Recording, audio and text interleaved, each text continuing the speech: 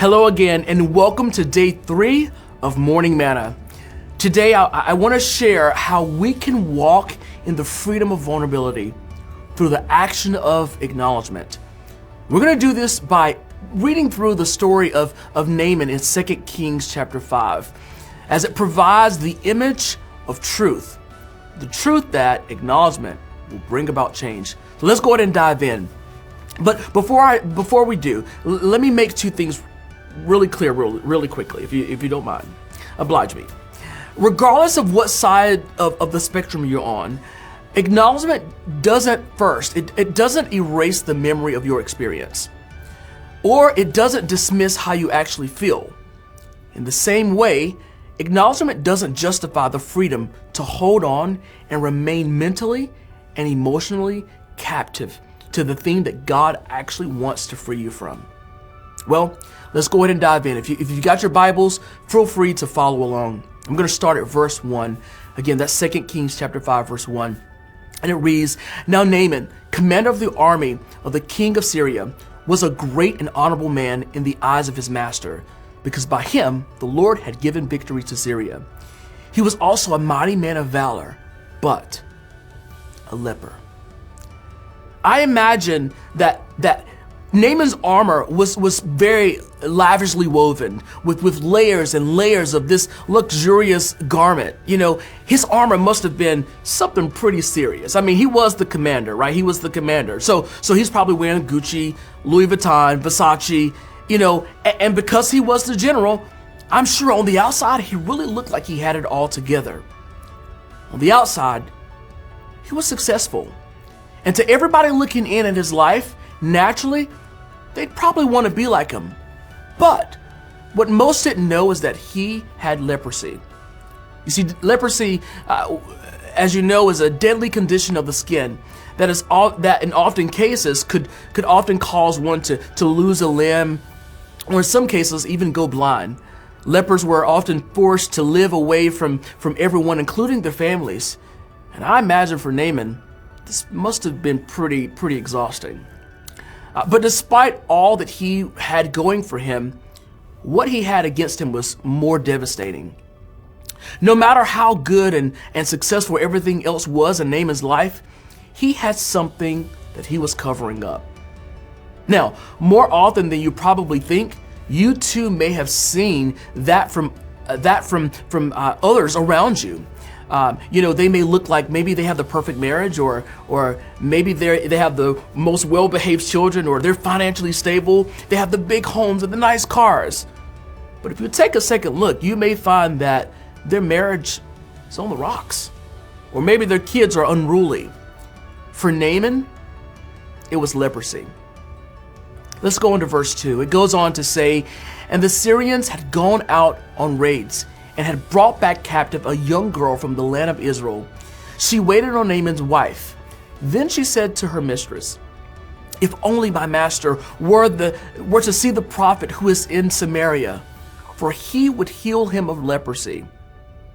You see, if we stop and pause here for a moment, this young girl illustrates the mysterious ways that God often works. This girl was an unwilling missionary that was taken captive from Israel and now in Syria. Yet God allowed the tragedy of her captivity to accomplish his greater good. Here we see that Naaman is in his home. He's come home from battle, and now he has made a decision to acknowledge that he has a problem. He had to come to grips to be honest with himself, his family, his servant, and now the king. You see, Naaman was never going to receive the healing that he needed unless he acknowledged that he had a problem. You see, the enemy would love to make you believe that you're going to be just fine, that you can continue covering up, and that it's okay, that you can hold on to past hurt, and that you can hold on to those insecurities, and that it's okay to withdraw from life-giving relationships from fear of repeated disappointments based on past failed relationships.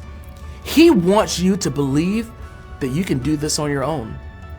Here's the thing, the longer you stay there, the longer you keep believing those lies and try to harbor and cover up those scars, the worse off it'll be. Let's go on to verse 4 through 7. It further reads, and Naaman went in and told his master, saying, thus and thus said the girl who is from the land of Israel. Then the king of Syria said, go now, and I will send a letter to the king of Israel. So he departed and took off with the 10 talents of silver, 6,000 shekels of gold, 10 changes of clothing. And then he brought the letter to the king of Israel, which said, now be advised, when this letter comes to you, that I have sent Naaman, my servant, to you, that he may heal himself of leprosy. And it happened, when the king of Israel read the letter, that he tore his clothes and said, am I God to kill and make alive this man who sends a man to me to heal from his leprosy?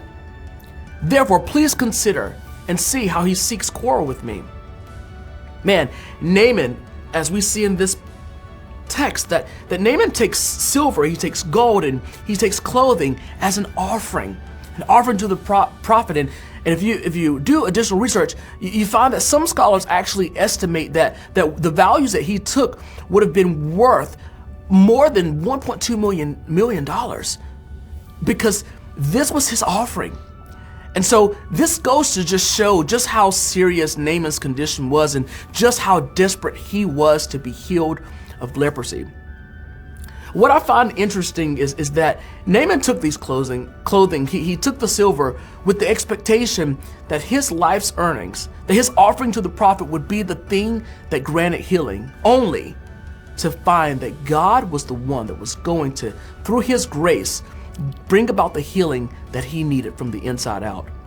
You see, his healing was not hinged upon his position, his power, his economic or military status, but rather it was hinged in his acknowledgement to say, I need something that money can't buy. I've got to be vulnerable. I need something that fame or glory cannot offer, but I need a touch from the Master. You see, we can't buy the Father's love. We can't work to earn his grace. His grace is sufficient and his mercies are new every morning.